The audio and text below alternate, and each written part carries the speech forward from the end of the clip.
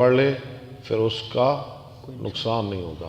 حدثنا عبداللہ بن یوسف اخبرنا مالک عن سمی مولا ابی بکر عن ابی صالح عن ابی ہریرہ ان رسول اللہ صلی اللہ علیہ وسلم قال من قال لا الہ الا اللہ وحدہ لا شریک لہ یہ بہت جامع دعا ہے، لہ الملک و لہ الحمد وعلی کل شیء قدیر۔ لا الہ الا اللہ دعا یاد کر لیں، وحدہ لا شریک لہ لہ الملک و لہ الحمد وعلی کل شیء قدیر۔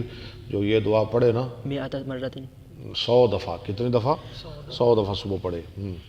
کانت لہ عدل 10 رکاب، کانت لہو ہوگا وہ کلمہ اس کے لیے عدلا، زبر ہے، کانا کی خبر صبر پڑھی جائے گی، عدلا 10 رکاب، ہوگا یہ کلمہ اس کے لیے 10 گردنوں کے برابر۔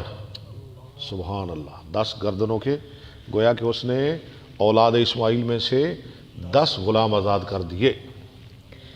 وکتبت لہ 100 حسنۃ، لکھ دی جاتی اس کے لیے 100 نیکیاں، ومحیت عنہ 100 مٹا دی جاتی ہیں 100 برائیاں، وکانت لہ حرزا من الشیطان، اور ہوتا ہے یہ کلمہ اس کے لیے شیطان سے یومہ ذالک، حرزن یعنی پناہ، ہاں جی، بچاؤ، پناہ، پورا دن، وہ پورا دن اللہ کی پناہ میں رہتا ہے بندہ۔ اس کا تعلق ہے باپ کے ساتھ۔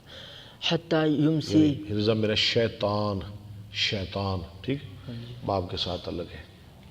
حتی یمسی، یمسیہ، حتی یمسی ولم یأتی احد، حتی یمسیہ یہاں تک کہ وہ شام کر لے، ولم یأت احد، آگے پڑھے، بافضل مما جاء به، اور نہیں لائے گا کوئی ایک اس سے افضل، الا احد عمل اکثر مگر وہ آدمی جو اس سے زیادہ پڑھے گا، یعنی اس کے ثواب کو اور کوئی نہیں پہنچ سکتا۔